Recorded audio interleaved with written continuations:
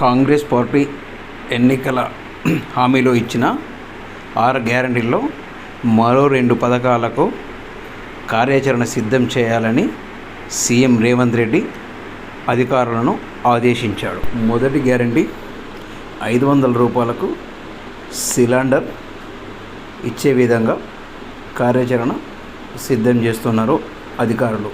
త్వరలోనే ఈ పథకం అమలు కానున్నట్లుగా తెలుస్తుంది. రెండవ పథకం గృహజ్యోతి పథకం కింద 200 యూనిట్ల లోపు ఉన్న ఇండ్లకు ఉచిత విద్యుత్తును కూడా సరఫరా చేసే కార్యాచరణను సిద్ధం చేయాలని సీఎం రేవంత్ రెడ్డి అధికారులకు ఆదేశాలు ఇచ్చారు. దాదాపుగా అతి త్వరలోనే ఈ 2 పథకాలు కూడా అమలు రానున్నట్లు మనకు తెలుస్తుంది.